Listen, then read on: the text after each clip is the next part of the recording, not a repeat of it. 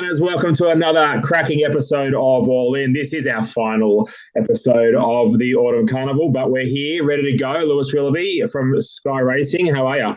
Yeah, good. Still live here from headquarters after my shift. God, it's been a hard 2 days of the championships.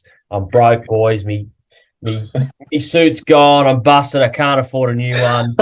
Just been completely stripped out. What's doing? Yeah, I gotta fix that suit. To be fair, I was hoping to find a winner to pay for it, but evidently not. Oh, Lou, that's the best I've seen. Obviously, I've watched that the Roosters game in that. So, Dean Watling from deanwatling.com. How are you, mate? How'd you find them yesterday? Of course, it is Easter Sunday punters, and how'd you find them yesterday on Saturday, Dino? I thought it was a much better contest for punters. I think it was an outstanding. It was probably one of my favourite days I've ever had watching at home betting. I think every single race was fascinating. Dubai Honour, and then we had the Queen of the Turf. There's some great stories. I thought it was fascinating. Coming out on top, but a couple of results, hoping your heart, a few others, if they went my way, would have been a big day. But I think the bookies, the punters clawed their way back a little bit there, Gannon. Absolutely.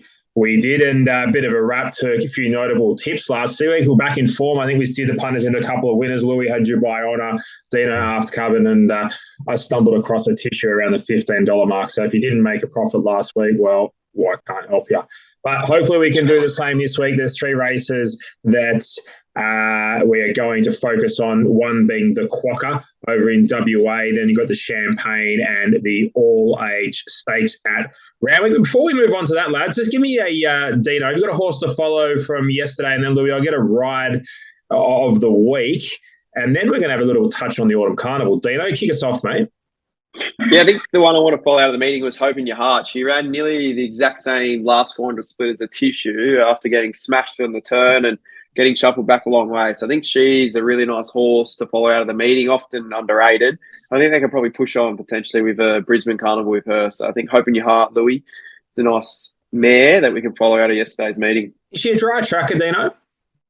I don't think it matters with her. I think she's just always, in that stable's always so underbet in the market. Like, they're so overlooked. And I think with fair play in that race, I think she goes really close to beating a Tissue there, which has been really good form and stacked up great. Good stuff, Louis. What do you got for us? Yeah, speaking of a Tissue, that was a good ride from Nash to punch it out to win that Group 1. Have to make mention, of course, to Dylan Gibbons, who found himself a long way back on Explosive Jack and in a bit of trouble at the turn, trying to push out, but stayed very calm and produced it at the right time. And for a young apprentice doing very, very well, even though these young apprentices do go very well, you never really see him bob up to be winning Group 1. So he's gone very close already this season. He deserved one, to be fair, and got it there with the Explosive Jack on the weekend. So main kudos goes to him. Love it. And I've got a What's Doing. We don't even have one of these since last year, but fair income alcohol free. We wanted to lay the bejesus out of it. We got it right. But I think it just goes back to what we said at the start of the autumn. Like, world-class horse put through an Australian system just takes time. Happy to be proven wrong. I think we're yet to be proven wrong. More interestingly, What's Doing with True Marvel hitting the front in the Sydney Cup. Thought I was dreaming. Kathy's going to win the Sydney Cup here on True Marvel. What's happened? Talk me through the race. What happened to Barron? What happened to Cleveland? What happened, Lou? I don't know. You know me, anything over 1,800, I just put a pen through. I hardly even watched it, but I did watch it to see Explosive Jack win. Louis fell asleep. The staying races, it isn't my forte. But what do you do now, though, with that form in the Sydney Cup, now that True Marvel at 251 to 1's run second? Explosive Jack was kind of off the map, really, not in terms of betting, but off the map in terms of punters, that we kind of just weren't looking at it, and maybe rightly so. So, I don't know the form out of that Sydney Cup, what it's going to do. Definitely no Melbourne Cup threats, I wouldn't think. Do you know what are you doing with the Sydney Cup form?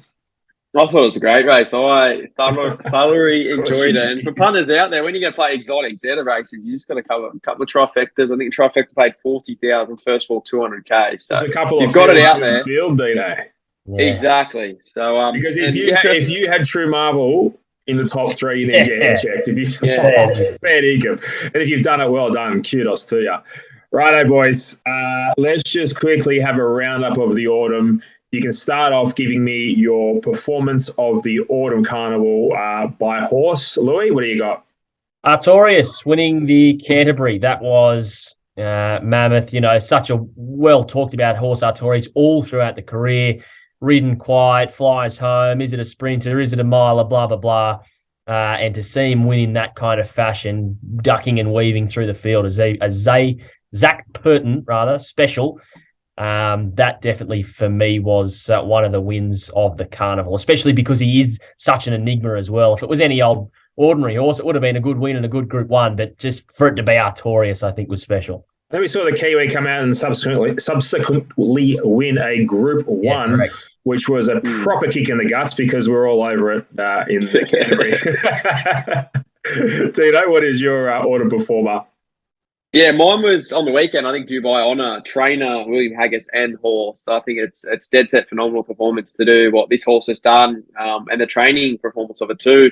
I think the question mark was the horse obviously did a massive run first up, blew him away when we sort of caught us all off guard. But then to get the horse to go to another new peak there on the weekend, run some scintillating splits, and to be out of a Blue Diamond winner prior to Dubai just confuses you even more. But I thought that was the training performance. I think that's a third Queen Elizabeth for the Haggis camp, and he just knows the right horses to bring over, Gannon. We call him as an Aussie, given the Blue Diamond winner. True. Yes. I make mention of what we think happens to Animo. So obviously it was touted as the last Australian run before a possible UK stint. Firstly, do you think they go to the UK or retire? And secondly, if they do go to the UK, where and how do you see him being competitive? Dead set. Just retire him. He's had such an amazing career. He's achieved so much. We saw them go down the wrong path. Well, not the wrong path as a team and a very elegant, as owners, good luck to you, do what you need to do. But the horse didn't perform well over there. I think the last thing Australian racing needs is Animo to go over there and get flogged by 10. The horse has done more than enough. Just send it to start, do your thing, son, and hopefully we see an enormous bunch of horses come out in the next 3 or 4 years and dominate, and the likes of a Lonro, etc.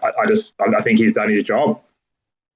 Yeah, good debate to have. I probably on the other foot, I would love to see him go overseas. I think he was below his best on the weekend. I think he probably regressed, and potentially that was his worst run at the prep.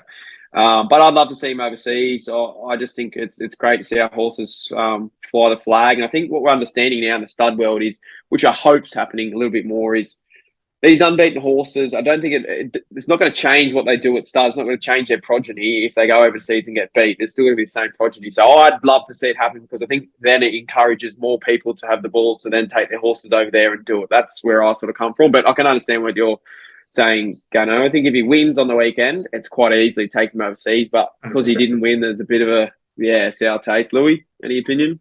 Yeah, I agree with both points. My thing is that if you go overseas, splinters, big splinters. Do you go to 1,600? Because I think over 2,000. I saw William Haggis made a comment that if you go to the 10 furlongs in a race at the Royal Ascot Carnival, Dubai Honour starts $25 in that race, and so God forbid Animo probably starts 100 and gets beaten the same. I would hope not. He is a very good horse, and I'm sure would go over there and acquit himself to an extent, but they're just a different gravy over there the longer you get up in trip. But then do you come back to 1,600 because his best ratings are over the 2,000 metres? So you're racing him short of his best to try and get a win against inferior competition. I don't know. It's all a bit hard. I think you summed it up well, Lou. It's all too hard. Just retire him, off you go. But what I will say is William Haggis, Dubai Honour, the horse has got enormous. Its career best runs on ratings are in Australia.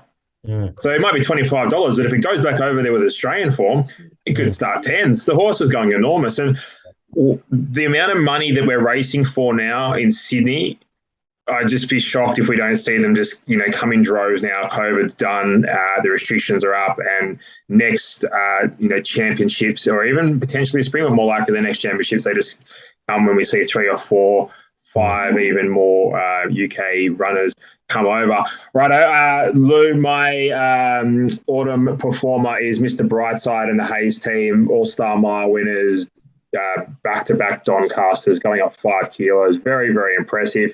on what was a very unsuitable track, probably for most. But kudos to you. And I couldn't believe him. And then personally, I just said this to Dino as I'm throwing myself under the bus here. Joe Moreira, I was like, what's Joe doing? He's coming out for a holiday. Like, fair dinkum. He hasn't ridden for X amount. He's kidding himself. And Dino's put me in my place. And rightfully so. Joe's come out and just dominated. Yeah. Got it wrong again. Not done yet, too. Yeah, exactly. No, right, boys, let's get stuck into all-age stakes. What a cracking way to end the Autumn Carnival here. We've got Giga Kick 320, Jacquino $6, Mazu 6, Alligator Blood 8, Cascadian 8, Ho Amazon, no idea, $8, Private Eye $8, Zaki $8, $11, Fangirl, and no idea if any of these runners are confirmed because it is Sunday, of course. But any of those of note, Dino, or a profile you're interested in looking for the all-age stakes? Yeah, it's a fascinating profile for the all-age stakes, and often we see horses drop back from the 1600 at the end of the carnival, and horses probably stretch to 14 that maybe not get the trip. But it is a renowned race for retiring stallions, which Jacquino fits that profile. It's just unbelievable the amount of stallions that have come through this race and either win or run second. Pierrata is one I mentioned. Louis might have another couple off the top of the head, but I think it's a race that I'd much prefer to back a horse stepping up to 1400 metres rather than dropping back from 16. I think you need sprint in your legs, and it's very tricky to do. I think Cascadian's even going from 2000 back to the 1400 metres, which is, they can win that race. Then Godolph can probably train Gannon to win 100 metre sprint at the Olympics or something like that. But really good race. I'd love to be with Giga Kick. I thought he's phenomenal. I think him and I Wish I Win are the two new sprinters on the block. I looked up the stats of Scissor Kicks today, and it's really interesting that majority of his progeny do race over the 1200 to 1600 metre gap rather than the 1000 to the 1200. So, which suggests that the breed can get to that trip. I think it'll be kind of tempo as long as it's dry, which you touched on off air again. I think a bit of rain around Thursday, Friday, which is not ideal. I think soft 6, soft 5. I think Giga Kick wins, and around that $3 price, I'd be more than happy to chime in. Just quickly, Dino, sorry, Lou, before we get to you. In the run, let's just assume that Giga Kick draws 5, Jacquino draws 6. Would you see Giga Kick being in front of Jacquino in the run? Yeah, it's a really good point. I would suggest not up to 1400 metres. I think they'd be pretty much bang on with each other. I think Jacquino can probably settle a little bit further with the freshen. But I think barriers are the biggest thing. I think what Giga Kick showed us this preparation is that he has tactical speed. I think he sat a lot closer in the TJ than I would have expected. Even prior in his past preparation, he does have tactical speed where Jacquino probably doesn't. He's probably a horse that needs to balance up, get everything right. So good point. And probably the wet track's the biggest against Jacquino, albeit he handled a soft track in the Golden Rose. Louis, thoughts on the all-age stakes? Yeah, TJ Smith, historically the form line you want to be coming through. I will say Cascadian won this last year, albeit different timings with these races, but did go to an Australian Cup and then an All-Star Mile and a Doncaster and came back to 1400 to win it. So albeit it wasn't 2000 straight back to 1400, there was a 2000 metre run wedged in there, the preparation. So if I'm looking at the TJ Smith though, Giga Kick, I echo Dino's sentiments, and Mazu, I think, is just still building really nicely. A horse going around at the top level every single time, and at $6 coming off a good run in that TJ Smith, I wouldn't be surprised to see it go very close. I wonder, do they back up with Aft Cabin? Is an interesting one. James was be ridiculous. Well, James was kind of pressed on it after the win on Saturday and said if there was a suitable 1400 metre option that they would go. Is that a hint towards going to this? Maybe there's something a Wyong next Thursday or something. No, I doubt it. I think they also said in that interview, Louis, that he enjoys spacing his runs. So that could be potentially what they Can't we just leave Aft Cabin as a fresh horse over 1200 and just keep taking the drift at 280 and just be happy? Come on, James. Sure. Giga Kick and Mazu for me. Love it, Lou. Yeah, I can't see how they possibly turn the tables on Giga Kick. There's a couple of horses here that need it wet. I don't think they're going to get that much rain. There's, I think, 7 to 19 mils, particularly Thursday, Friday. They say they get 10. The track's going to dry out by the time we get to. It'll be a good 4 by the time we get to Wednesday. It'll probably be a soft 5, maybe soft 6 at worst. And the drier, the better Giga Kick. It'll sit forward of these horses and they'll put them away. Yes, the query is 1400 metres, but I think Dino going with you there. They perform scissor kick between 12 and 1600 metres. Yeah. And he's clearly the class horse of Before we move on, Gano, just probably a little bit more information. James McDonald rode Jacquinot and Zaki both in the same morning at the trials, and he jumped on Zaki. I don't know if that's a fully switch because he didn't like the trial of Jacquinot, because we know Austin Murphy, who's going to come across and ride Jacquinot, has a good relationship with the stud, which are owned by Guitar. I don't know what the stud foundation is, but interesting there. Obviously, Zaki was a favourite for the Canterbury Stakes, won by All Torres, had an issue, now looks good back at the trials. Fascinating runner in this race. There's probably a piece of the puzzle that we didn't touch on there, Gunnar. 100%. And I was pretty keen on Jacquinot early on because I was hoping Giga Kick wouldn't turn up. And then J-Mac was meant to be the jockey, and then he's fallen off, and he sent me a message going he's off, and then they had someone else on, and I was like, great. Then he said that he got Oyston on, and I'm like, fair dinkum. Yeah, and Craig Williams is back too for Giga Kick, another point that I really should have mentioned. That's good. So Craig Williams is aboard. Who we got Craig Williams on? Giga Kick. Giga Kick. Yeah, that's right. So that makes it a whole lot easier to dive right into Giga Kick. Righto, gents, let's go to the Champagne Stakes over the 1600 metres, I believe. And let's bring it up here on the left-hand side. We got Militarised 250, Don Corleone 280, Tom Kitten will be on a short backup if it does. Lob here, $8. Amore, 11. Felix the Scat, $11. Peer Pressure, $11. Bases Loaded for the Waterhouse Box Stable, $15. And Make a Call, honestly, if it can go straight at the chance, $15. Dino, what do you got? Yeah, it's probably the weakest edition of the Champagne Stakes that I've seen in some time. I think the favourite deserves to be favourite and probably wins the race. Cylinder's still in the market of a couple of places. It's down on rise with spelling, so you can take it out of your markets. And I think the horses in behind it aren't any good. So it honestly makes me sad because I love the 2-year-old rank so much. But the depth in it this year and the last couple of years has been so poor. So Lewis Ride looks the only horse here, fellas. I won't be chiming in at the price, Louis, but he just looks the obvious winner, doesn't he? Louis, what was the text message you sent midweek about 2-year-olds? Oh, I don't know, but I'm very vocal that I'm just not liking it. I can't remember. I don't know what it was. If you can bring it up, sure. But, I won't repeat it, son. Yeah. He's got screenshots, Louis. Don't watch out. He's got screenshots. 2-year-olds off me. You're right, Dino. This is, how do you put it nicely? It's just not a great edition of the Champagne Stakes, to be fair. Going through and looking at the history, you've got winners like King's Legacy, Castelvecchio, she's extreme last year, Cap Devant, Seabrook, like there's good winners in there. English Size is where all, if not most, definitely most coming from, not all of them though. Prized Icon came through the Fernhill. Look, yeah, like, I don't know, Militarised, sure. What price is it? $2. $2.50. Oh, how could I tell you to chime in at that price, even though it probably does win this because it's such a weak event, but you just couldn't. I was in my head starting to make even a case for Peer Pressure at $11, who got home well for third in the size, but fair dinkum, it was $1 million to 1 in that race, and now you got to take $11. So, yeah. I'll make it simple for you, Lou. Yeah. Last week I made a mistake with Animo and Dubai Honor, thinking, not sure. Militarised and Don Corleone. The difference between the two is not 30 cents. That is ludicrous. Militarised put 3.5 lengths after being slow away. Barrier one, yes, had the Magic Man. Hopefully the Magic Man's staying around.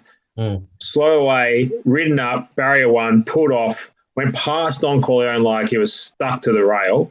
He was probably a couple off the rail. We just fair dinkum stuck to it. By done deal, out to 1,600 metres. That $2.50 is ludicrous. I think you'll start with a 1 in front of it, maybe $1.90, $1.80. And I'm very happy to play Militarised because I just think it's a very easy bet to have. And I just cannot believe Don Corleone's $2.80. Yeah, very good point. How do you cut that up and give, like, do they want to take bets? Give us $5. Righto, on to the Quokka. Where's the Quokka, Dino? Is it at all at Ascot or is it at Belmont? It's at Ascot. I'm 99% sure. I knew that. I was just testing your son. The inaugural I think it's the richest race in Perth ever contested, potentially in the first ever slot race. So You big want to be? weekend That's for all. them. That's all I've heard from Gareth Hall for about 4 weeks. Is the Quokka, the Quokka, the Quokka. Well, the first thing I heard, I thought it was just a pet animal. But anyway, Pet animal. Quokka, it's not a pet; it's an animal. It's an endangered species. Gano, pull your head in. Millions Jewel $2.30, Uncommon James $3, Bella Nipotina needs the heavens to open up $6, should be 16. Asphora $8, Overpass $11, Red Can Man 15, Shades of Rose 15, and then we're really getting into some battlers here. Tricks of the Trade. Bustler wasn't a bad horse first preparation. How's the Serenity and Kematari for SEN $26. Louis, kick us off for the Quokka. Perth fans of the show, crucify me. Amelia's Jewel, way too short in this race. I don't care if she's the best thing to come out of Perth allegedly since, I don't know, whoever was from Perth that was good. But fair dinkum, there's no way you can be taking a 2 about this horse. No way. Like, Uncommon James, serious horse and Group 1 winner, and is $3. Bet. Thank you. Asphora, $8. Bet. 100%. I mean, Red Can Man, who Amelia's Jewel beat, as you're about to touch on, Gannon, is $15 in the market. I can't work it out. Amelia's Jewel's $2.30. There is no possible way you could be jumping into Amelia's Jewel at $2.30. Dino, I'd love you to prove me wrong if you would, but no, you cannot be. Uncommon James and Asphora. Yeah, I agree, Louis. I think she's way too short for this. I think barriers are a massive thing. I think you can't go wrong with the horses that you mentioned. Uncommon James, Bella Nipotina, they all come out of their grouse form lines from Sydney. They're both going to sit up on speed. The only knock on them would be they're probably elite 1,100 metres horse, but haven't ticked that 1,200 metre box ratings-wise. But I'm the exact same as you. I think it's the easiest two-bet play you can have. I think they're both great last start. I actually probably think that Asphora is probably progressing a touch better than Uncommon James is now. He was probably a little bit poorer last start, but I'm in the same camp as you here, Lou. I'd be happy enough to back both Uncommon James and Asapora again. Yeah, $2.30 Amelia's Jewel's ludicrous, and was what beat Red Can Man 1.09. No, not for me. Like, hopefully it wins. It'd be great for WA racing for for the Eastern Seaboard to send 1, 2, 3, 4, 5, 6 runners, 6 of our B graders, or 4 B graders and 2 A graders over, and Amelia's Jewel to get the job done. But I can't imagine that happening. If I was to back one from WA, Bustler is the one at $26. That's a horse that just showed a lot of potential. I only ran a 16 Amelia's Jewel last start, beating 4 lengths, but up to 1,200 metres is more its go with a cracking speed on. I'd be happy to have a small bet each, maybe 1 by 4 on Bustler, but I'm with Louis. Uncommon James, please. I think it's probably the best horse in the race. But you know what I think from an all-in play, Lou? I still think you get $3.50 or something like that come Saturday, because they'll be that arrogant about Amelia's Jewel that Uncommon James will be a bet. Righto, that time of the show where we're going to go best all-in plays. And I'm going to go first. I'm going to kick off really simply. I'm going to do an all-up. First one ever. Militarize into Giga Kick. It's about $8. Just take it. Louis? Yeah, I will go Giga Kick. Dino? Yep, I'm Giga Kick. Or last thing on all-in show. Casting. All age stakes, Louis, jump on the bandwagon. Gunno's multi, one will get beat, it'll be militarised, and Giga Kick will lob, so it'll be fine. 100%. And if Dino's going to use screenshots of how my emotional roller coaster over the weekend, feel free to share those as well. After Make a Call got done, I was giving up on the game. I just thought I cannot do this anymore. I had a horse with Reese that regressed 28 lengths. Nothing to do with Reese. He's one of the best up-and-coming trainers in the world. And then my next bet gets beaten because it can't go straight. That's the game, punters. The roller coasters, the highs and the lows. Louis, did you get a winner on the weekend at all? Well, yeah, Dubai Honour. Beautiful. I did, but some win too. Yeah, free. Dominant. Love it. Right, boys, it's been a very, very fun autumn. Punters, make sure you do subscribe, do comment, get around us. There will be plenty more content coming at you on the Great Tip Off YouTube channel between autumn and spring. I might even get these two legends to chime in at some stage and maybe have a chat over the Brisbane Carnival or something. Louis, thank you so much. Dino, thank you very much. Make sure you head to deanwatling.com and get Dino's stuff. And Friday night still, Louis, for you at Sky Racing? Not for the next few weeks, but I'm sure I'll be back on there at some stage. Swapping it around at the moment, but still plenty of winners to be found. I'll pop up somewhere. Absolutely. You'll be back when the big racing returns. Righto, boys. Thanks so much. Thanks, Gannon. Thanks, fellas. Guru.